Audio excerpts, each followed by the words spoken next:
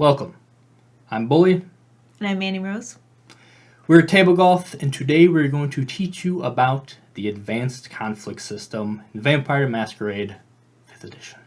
So there's a few different techniques they offer, sort of when it comes to combat in this. There's the 3-2 done, which we talked about in the our previous combat thing, where they encourage you to wrap things up in 3 rounds. The book also encourages, if you're using the advanced rules, which will really slow down rounds, to especially keep in mind to keep things short.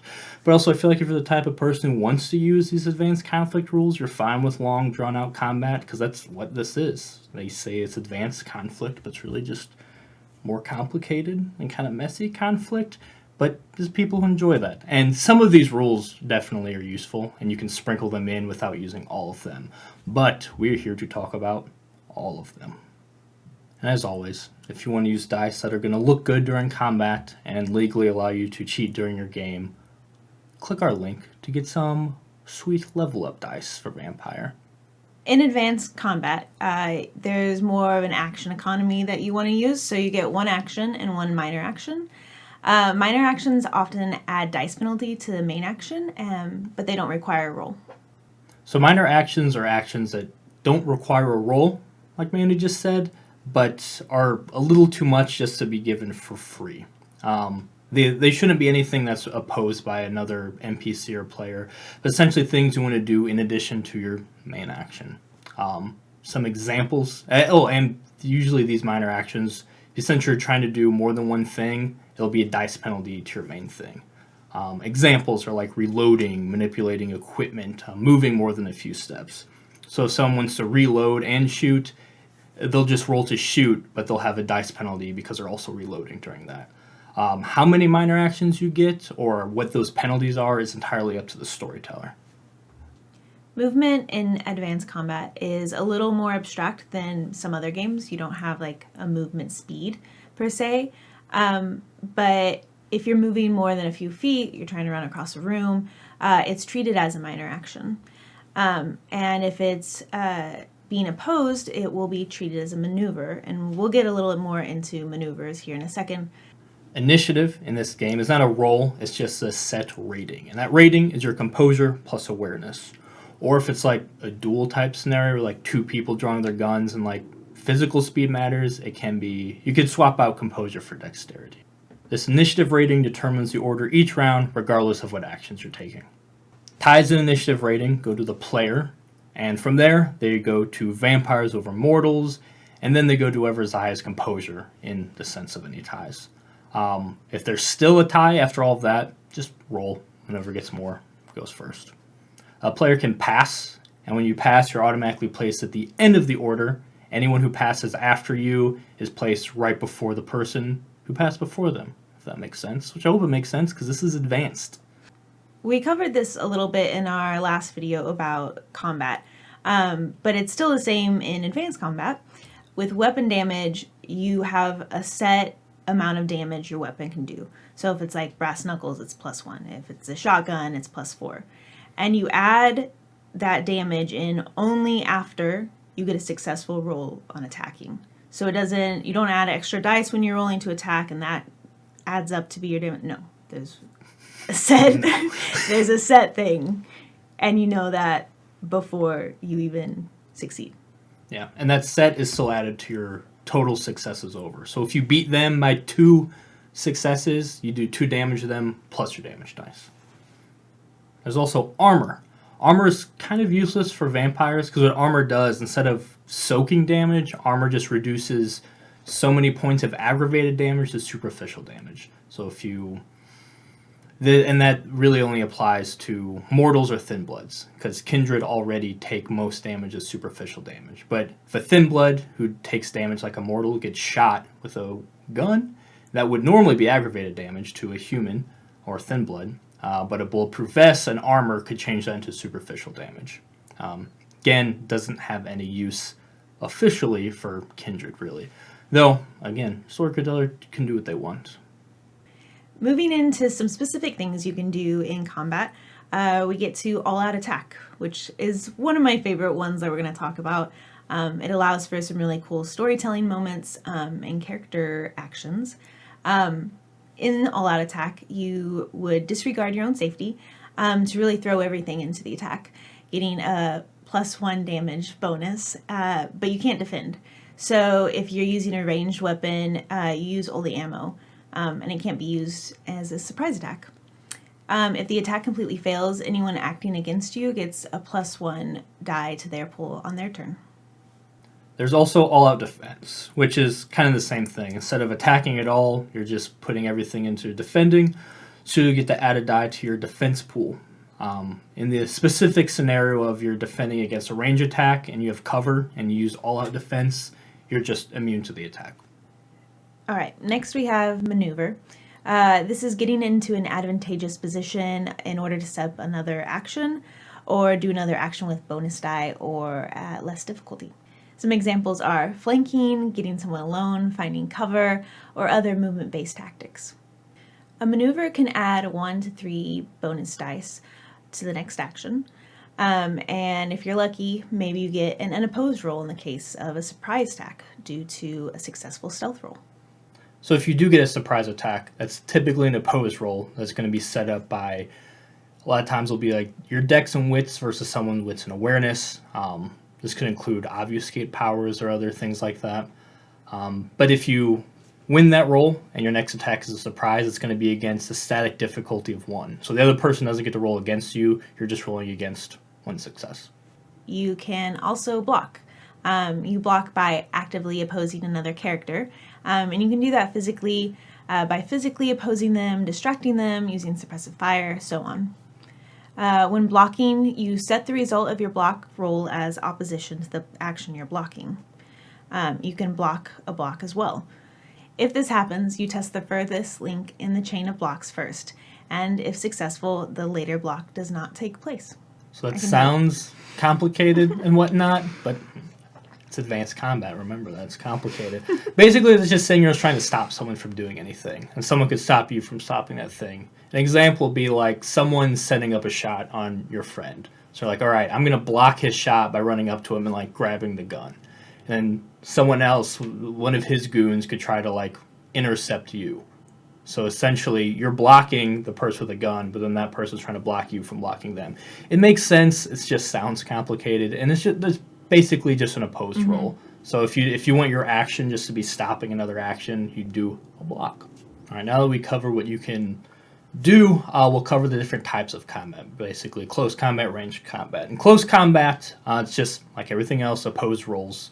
If you're just dodging close combat, it's going to be dex athletics. Otherwise, it's brawl or melee or whatever the two people are doing in close combat.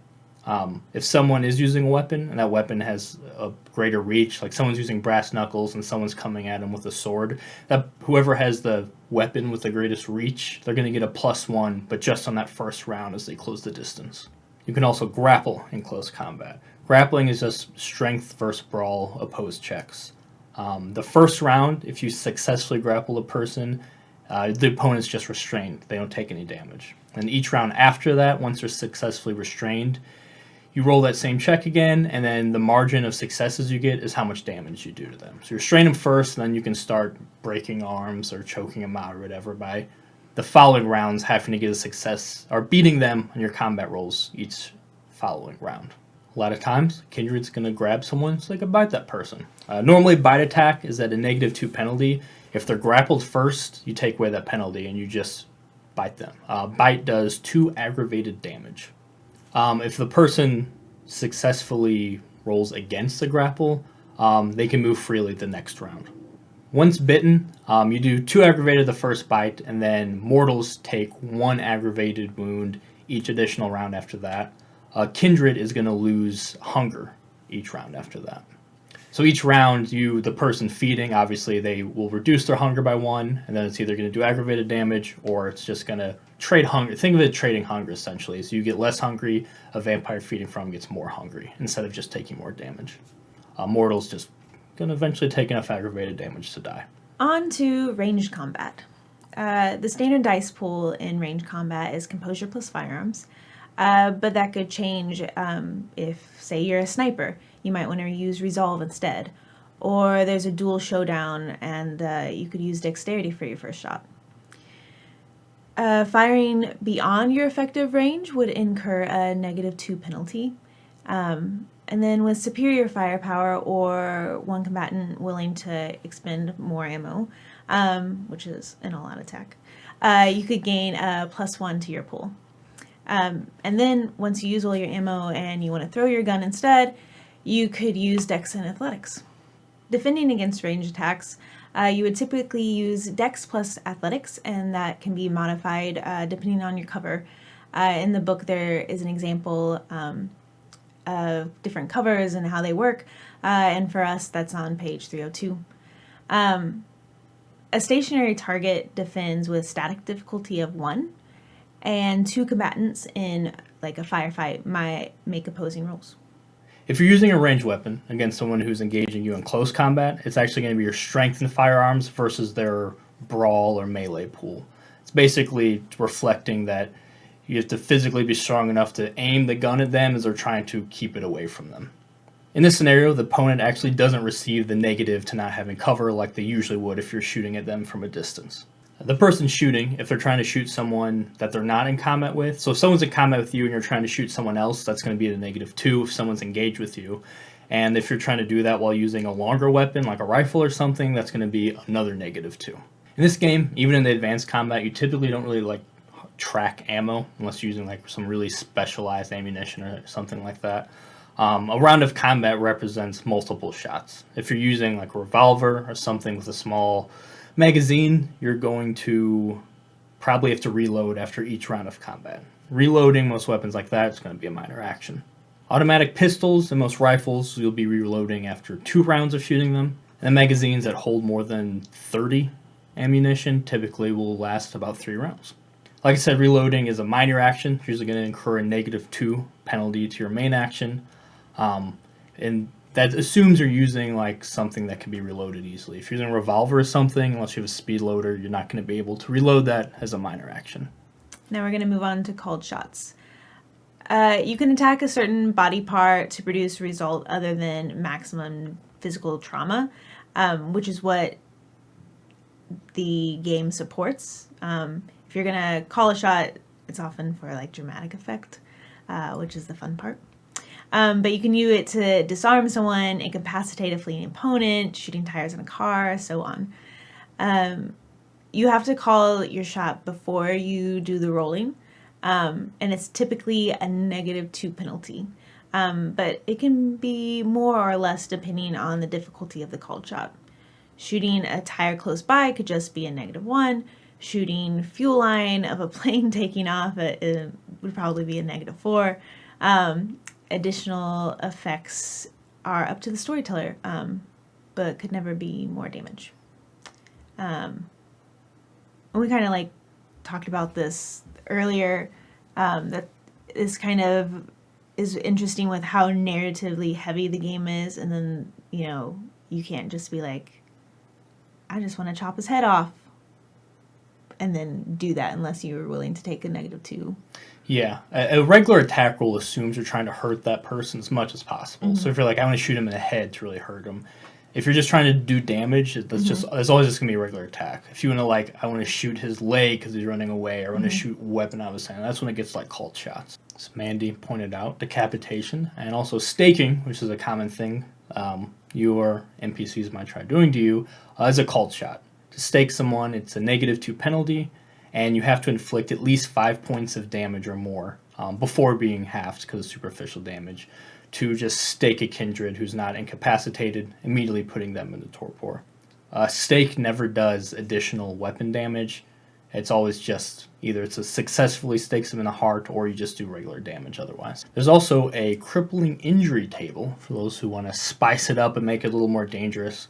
Once your health tracker is full of superficial damage, and it goes to the aggravated, we all know that because you watched our last video. But once you're physically impaired, under the crippling injury rule set, every additional damage you take, you roll in this chart. So you roll a d10, an actual d10 this time, and the damage you took plus a d10 equals what happens to you in the crippling injury table. It could be something like being blinded, a limb broken and no longer used. You could be stunned for a round, or it could just be automatic torpor or final death if you roll really high, which is a bad thing on this chart. Why would you want to do that? Why would you want to play that way? Hardcore mode. Hardcore mode? Yeah.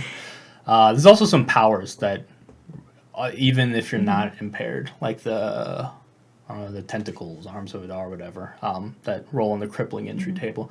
So yeah, if you want to make things even more dangerous once you're physically impaired, you could do this. And maybe you just have a D10 you really want to use instead of the vampire dice. So spicy. Spicy? So spicy. That would be such a spicy game. Yeah, that would. There's also criticals. Under the advanced combat, or really it's just probably regular combat. It's a rule I use, that if you get a critical on a mortal, it usually it's just they're out. You take them out. If it's a messy critical, you probably kill them, which can incur some stains. So one of the more interesting and confusing systems in this game is social combat, which can be interesting if you find a way to use it in your game in a particular instance, but it's something that personally I wouldn't rely on constantly. Social combat should be a very specific thing. That should be when there's a goal and consequences that are predetermined that are going to come out of the social situation before you start rolling. Most social roles aren't social combat. Where if you're rolling to lie to someone or do this or that, those are just usually normal roles. Social combat is really when there's like, here are the stakes, we're entering this debate or this performance, or you're trying to ruin someone's reputation at Elysium. Things are these sort of extended dramatic social encounters. You can use a lot of these rules as social combat rules. Most of it works the same way as regular combat, opposed roles. Obviously you're going to be using social skills rather than brawl and stuff. But instead of taking damage to your health, you can actually take willpower damage from this.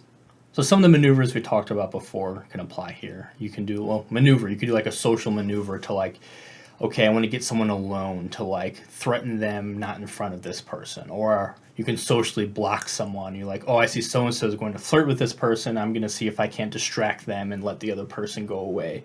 So a lot of these maneuvers can still happen just socially. And then getting into, again, willpower damage, it's usually just like every other pool. The more successes means that much damage is done to the other person. It's superficial willpower damage. Modifiers in this usually come in the form of witnesses rather than weapons. So if you like put someone down in front of their own primogen, that's going to have like a modifier to the willpower damage they took. Because it's more embarrassing that you called them out in front of someone important to them. Stuff like that. So in this set scenario, social combat, essentially it'll end when one of the other persons is out of willpower. That's when they're too embarrassed to go on, or too mentally broken, or they just clearly look like the loser in this situation. You've won that combat. Again, I think it's a very niche thing. There's a few things that I think it could come into play and be really interesting to roll, but typically, at least in my games, that just comes down to role playing more than like a back and forth reaction of you role playing with someone. But I could definitely see some uses. We've kind of used it a little bit, but not when it's like taking willpower damage. But it's there. It's there for you to use if you really want to get into the nitty-gritty of social maneuvering and you want the dice to play a big part instead of having to role play it all out. Do you think like any like specific clans might be more willing, like, do you feel like maybe social conflict in combat like this is like a type, like a dramatic flair, like it's Toreador very like might like be I could see like Miss Petty Dreadful having to deal with that with Fang at some point, or stuff like that. If you're at a party and you're trying to look good, or you're trying to shut someone down, or like a venture in a business meeting trying to negotiate. Again, usually just role play that out. But there's certain things where you want to accomplish something that's not worth, like, I don't want to have a conversation, like, I'm going to be trying to seduce this person throughout the whole course of the evening, or I'm going to try to make this person embarrass this person in Elysium over the course of the evening. You can have a few tit for tats that you role play, but you can also, because some people just like rolling dice, and it's the thing you can roll the dice for, especially if someone's playing a more social character, but they themselves aren't the most clever. But maybe they put the points into it, so you let the dice do some of the heavy lifting. I don't think it's so satisfying, but it's an option. Like I said, I think it's situational, but it can work. I haven't seen it a lot in other games, but it's there. It's advanced. It's combat. It's what we're talking about today. We're covering everything. Oh, God. Otherwise, I think that covers the advanced combat system. Like I said, some of these rules are a lot and can really slow things down. A lot of them make more sense just in general as just roll-offs or like just ask the storyteller, hey, I want to do this. And they'll like, yeah, do it, but it's going to be this penalty. A lot of these things can still happen under the more broad rules. Just it's not really spelled out. I mean, this is nice for, again, people who like things a little crunchy. People who really like options, who want to be like, I want to sit down, I want to know what I can do during my round, or I want to know how a round is broken out. People really like in the weeds with that. This game isn't designed as a combat simulator at all, but I feel like this rule set's there to scratch that itch for people who want to get a little more into it. But if you're just playing casually, or you're a storyteller who's not as confident, just making calls on the fly, and you want to look up specific rules on how things happen in combat, then it's nice to fall back on. Just remember, it'll slow things down, combat-wise, unless your players really have their stuff together with this, which, send them to me. Otherwise, anything else we have on the advanced combat? No. No, that's how she feels about it. Yeah, that's it for us then. We're TableGoth. We're advanced combatants. And now so are you. Bye. I noticed that I say so before I say everything, and it drives me crazy. So now I gotta try not to do that. Good luck. Alrighty, so in the...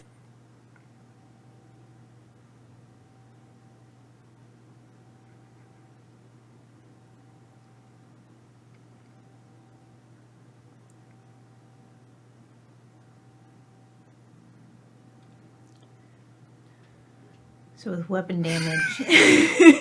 I'm thinking...